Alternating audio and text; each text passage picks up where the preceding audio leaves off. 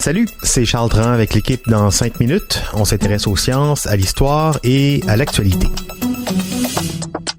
Aujourd'hui, on parle de mode. La petite robe noire, c'est une expression bien ancrée dans le vocabulaire des personnes qui s'intéressent à la mode. La petite robe noire représente à la fois une robe simple et passe-partout, mais qui va aussi comme un gant à la personne qui la porte en lui donnant instantanément un air plus chic.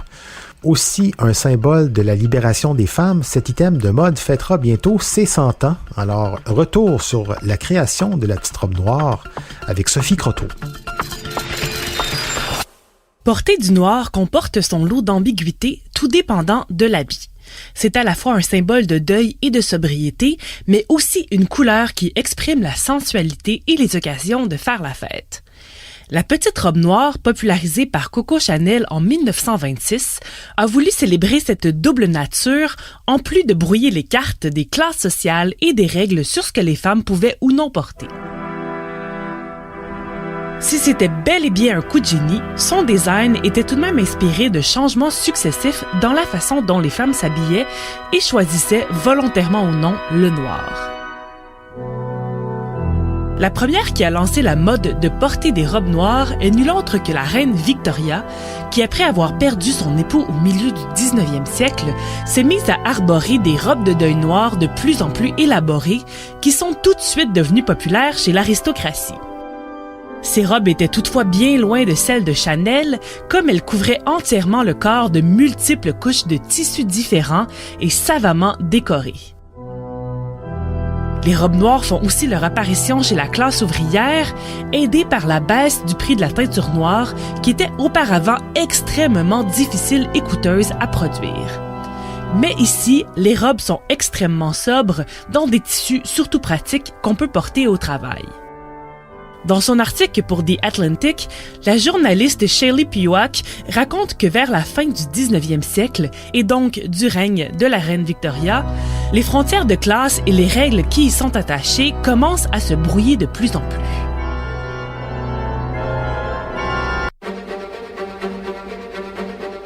Les femmes gagnent en liberté, surtout les plus jeunes et célibataires, qui habitent en ville et qui travaillent dans les magasins grande surface. Ces shop girls gagnent leur propre argent et peuvent faire leurs robes elles-mêmes à l'aide de leur nouvelle machine à coudre ou les acheter à rabais dans les magasins où elles travaillent. Tout à coup, les styles de la haute couture sont facilement reproduisibles et elles peuvent donc avoir l'air tout aussi chic que leurs clientes. Évidemment, ce nouvel essor est très mal pris par ces riches clientes qui se plaignent de l'extravagance des vendeuses. Dans les années 1890, on impose donc la petite robe noire comme uniforme dans les grands magasins à New York, à Paris et à Londres, et même dans certains bureaux. La robe noire redevient un symbole de classe sociale qui identifie les jeunes travailleuses et les empêche de se mêler aux plus riches, du moins sur les heures de bureau. En quelques années, elle se transforme toutefois en un symbole de jeunesse et d'audace, et les femmes les plus mondaines commencent à les porter au début du 20e siècle pour avoir l'air tout aussi aventureuses que les jeunes citadines célibataires.